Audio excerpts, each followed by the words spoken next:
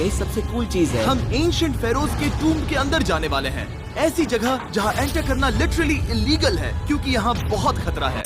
अगर हम गिर गए तो? ओह हाँ, तुम बेशक मर जाओगे। हम स्विम करके पिरामिड्स के नीचे बने एक सीक्रेट अंडरग्राउंड टूम्ब तक भी जाने वाले हैं। Oh my God! हमें एक्सप्लोर करने के लिए सिर्फ 100 घंटे मिले हैं और हम शुरू करने वाले हैं अभी इसी वक्त। मेरे पीछे आओ बॉयज, मजा आने वाला है। ये कितना खूबसूरत है। किसी ने यहाँ ये पत्थर 4500 साल पहले रखा था। बिल्कुल सही, ये पिरामिड लगभग 4500 साल पुराना है। जिस पैसेजवे में हम हैं वो हमें वहाँ ले जाता है जिसे इजिप्टोलॉजिस्ट कहते हैं किंग कुफू का टूम्ब, वो फेरो जिसने शायद पिरामिड्स बनवाने का हुक्म दिया था। ये कमरा द ग्रैंड गैलरी कहलाता है। हमने इस पिरामिड का कितना % एक्सप्लोर किया होगा? शायद हमें इस सवाल का जवाब कभी ना मिले।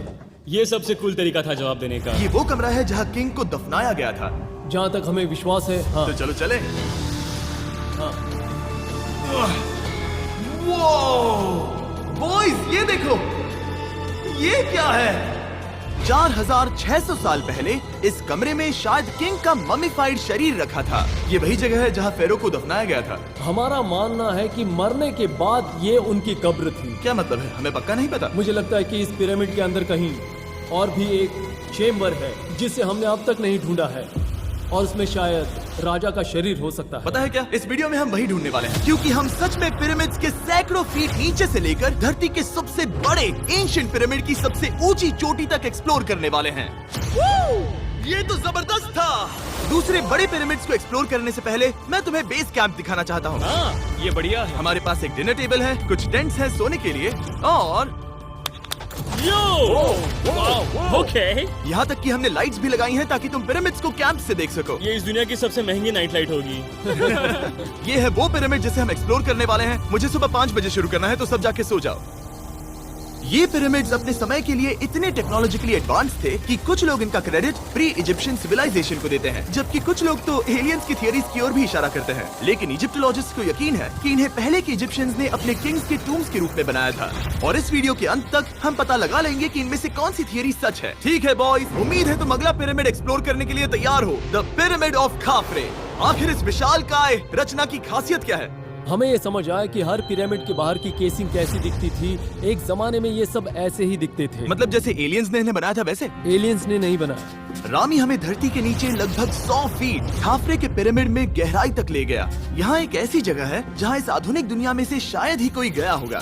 सच कहूँ तो हमें भी नहीं पता था कि हमें नीचे जाकर क्या देखने को मिलेगा। एंशिएंट इजिप्शियंस के पास कार्डबोर्ड था। हम काफी समय से मानते थे कि किंग काफरा को यहाँ दफनाया गया था, और अब लोग यहाँ पर सामान रख रहे हैं। वो पिरामिड को रिस्टोर कर रहे हैं। जिमी, उन्हें औजार तो चाहिए होंगे ना? यानी कि असली बरियल चैम्बर कहीं और है। हाँ, रामी हमें उस रूम में ले गया जहाँ किसी जमाने में किंग काफरा की बॉडी को दफनाया गया था। मुझे एक बड़ी सीलिंग दिख रही है। हम इस पिरामिड के बहुत अंदर है। हम पहुँच गए किंग काफरा का असली बरियल चेम्बर। मैंने इससे अच्छी चीज आज तक नहीं देखी। भाई क्या बात है! ये क्या है? रुको, उस तारीख को देखो। जिसने ये लिखा है उसी ने टूम्ब को डिस्कवर किया था। ये उसका दावा है कि उसने इस टूम्ब को डिस्कवर किया। फेरो को यहीं दफनाया गया था। किंग काफरा के मरने के बाद उन्हें यही रखा गया था। इसके अंदर लेटना अपमानजनक तो नहीं होगा? अगर मैं तुम्हारी जगह होता तो उसकी जगह श्राप को लेकर ज्यादा डरा होता। वैसे उस शराब से क्या होता है? कोशिश करके देखो। नहीं। ठीक है, चलो शराब के लगने से पहले यहाँ से निकलते हैं। ओह माय गॉश, ये पिरामिड तो शानदार था। राजा का मकबरा हमारे ज्यादातर सवालों का जवाब नहीं दे पाया, लेकिन पिरामिड्स के नीचे गहराई में स्थित अंडरवर्ल्ड का एक दरवाजा शायद वो चीज है जिसकी हमें तलाश थी। ये गॉड ओसिरिस का टूम्ब है जहाँ बहुत ही ओह कम माय गॉड इंसान गए हैं। हम क्या कर रहे हैं? और जाहिर सी बात है अंडरवर्ल्ड के देवता का टूम्ब भी काफी गहराई में होगा। अब ये क्या है? ये देखकर तो बहुत गहरा लग रहा है। काल पहले तुम जाओ। Oh my gosh, oh my gosh, वो इतने आराम से नीचे कैसे जा रहा है? ये बस एंट्रेंस है काल। हाँ, अंडरवर्ल्ड के गॉड के पास जाने का। ये सीढ़ी काफी लंबी है। ये सच में बहुत गहरा है। अगर तुम गिरे तो ओह हाँ, तुम पक्का मर जाओगे। हाँ। अब तो सच में डर लग रहा है। मुझे इसमें मजा नहीं आ रहा है। और जहाँ हम सब पहले से ही डरे हुए थे, वहाँ आगे जाके हमें ये दिखा। 3000 साल पुराना इंसान। इंसान? मैंने इसे हाथ में क्यों पकड़ा है? ये खोपड़ी का हिस्सा ये है? एक खोपड़ी है। हाँ। Oh my God! जब हम नीचे जाएंगे हम इतनी गहराई में होंगे कि ऑक्सीजन की कमी से बेहोश होने का भी खतरा रहेगा। बिल्कुल सही। अब चैंडलर ओजाइरिस की कब्र की ओर बढ़ रहा है। ठीक है, ये मैं चला। ओह, मैं पानी में हूँ। वो तुम महसूस कर सकते हो कि यहाँ की हवा थोड़ी पतली है। रुको, ये क्या है? यहाँ एक पत्थर है। ये पत्थर या कोई ढक्कन? इस कमरे के ठीक बीच में गॉड ओसिरिस का सर्कोफेगस रखा है। यानी कि यहीं पर है उस अंडरवर्ल्ड का दरवाजा। हाँ, तो अंदर जाकर देखो। क्या पानी के अंदर? वेल, हाँ। ठीक है, ठीक है, ठीक है, ठीक है, ठीक Come है। on! Oh my God. माना जाता है कि ये सरकोफेगस दरअसल अंडरवर्ल्ड का दरवाजा है और शायद यहाँ पहले कोई भी इंसान नहीं आया। कितना गहरा है? ओह माय गॉड, मैं यहाँ क्यों हूँ? मैं एक यूट्यूबर हूँ।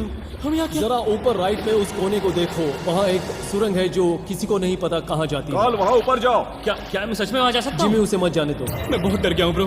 काल, ये सही नहीं है। मैं ऐसी सुरंग में हूँ एंशिएंट इजिप्ट में जहाँ कभी कोई नहीं गया होगा। कोई इतना पागल नहीं होता। क्या तुम हमें बता सकते हो वहाँ क्या हो रहा है? मैं सुरंग में एक मोड़ पर हूँ और ये छोटी हो रही है। भाई मैं सचमुच में मजाक नहीं कर रहा हूँ, मैं यहाँ सच में फंस चुका हूँ। Oh my. काल, तुम इतिहास बना रहे हो। मेरे पास मुश्किल से 1 इंच की जगह बची है। उसे ऑक्सीजन की सेफ लिमिट से ज्यादा समय हो गया है। क्या हम बाहर निकल सकते हैं? मैं रेडी हूँ। तो इससे पहले कि हम सचमुच मर जाते और खुद अंडरवर्ल्ड को देखते, बाहर निकलने का आसान तरीका नहीं है ना? हम जितनी जल्दी हो सके वहाँ से बाहर निकल गए, क्योंकि मैं इतना तो जीना चाहता हूँ